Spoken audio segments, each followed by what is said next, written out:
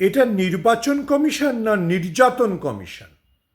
British আমলেও তো বাঙালির উপর এহেন অত্যাচার, এহেন অবর্ণনীয় অবস্থার সৃষ্টি করা হয়নি। এ তো ব্রিটিশ আমলের চাইতেও খারাপ করছেন এই ভ্যানিশ কুমার। হ্যাঁ, ভ্যানিশ কুমার নামই ওনাকে বলা উচিত। সোমবার সাপ্লিমেন্টারি লিস্ট বেরোবে। শোনা যাচ্ছে 28 লক্ষ মানুষের ভাগ্যের ফয়সালা হয়েছে।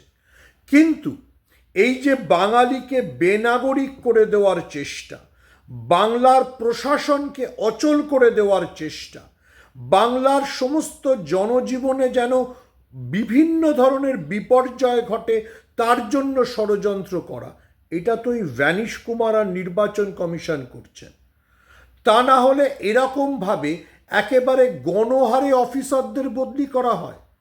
পশ্চিমবঙ্গের 11 জন ডিএম খারাপ, পশ্চিমবঙ্গের সব পুলিশ অফিসার খারাপ, সব ডিআইজি, সব পুলিশ কমিশনার সবাইকে বদলে দিতে হবে। নির্বাচন কমিশন কি তুগলকি আচরণ করছেন নাকি? এর কি কারণ আছে? 76-এর মন্বন্তরের মতো পরিস্থিতি পশ্চিমবঙ্গে তৈরি করতে চাইছে এই ভ্যানিশ কুমারের নির্বাচন কমিশন, যাতে পশ্চিমবঙ্গবাসী কোনো সুষ্ঠু পরিষেবা না পায়, যাতে পশ্চিমবঙ্গের নাগরিক জীবন ভেঙে পড়ে। আবারও বলছে, সব নির্বাচন কমিশনের ষড়যন্ত্র। এবং যদি আপনি বাঙালি হন তাহলে নির্বাচন কমিশনের বিরুদ্ধে প্রতিবাদে সরব হতেই হবে। আপনি কবি হতে পারেন, আপনি ছবি আঁকিয়ে হতে পারেন, আপনি চলচ্চিত্র পরিচালক হতে পারেন, আপনি অধ্যাপক হতে পারেন, আপনি ব্যবসায়ী হতে পারেন, যাই হন, এই নির্যাতন কমিশনকে মেনে নেবেন না।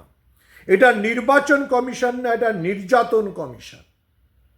এদের বিরুদ্ধে প্রতিবাদে সরব হন। আরেকটা প্রতিবাদের কথা বলে রাখছি, সেটা হচ্ছে যত বেশি সংখ্যায় পারবেন এই নির্যাতন কমিশনের বিরুদ্ধে, এই নির্যাতন কমিশনের চালকের বিরুদ্ধে অর্থাৎ বিজেপির বিরুদ্ধে ভোট দিন। এই নির্বাচন বিজেপিকে ডিলিট করুন। আপনারা দেখছেন গণমঞ্চ বার্তার ইউটিউব চ্যানেল। আমি কথা বললাম সুমন ভট্টাচার্য।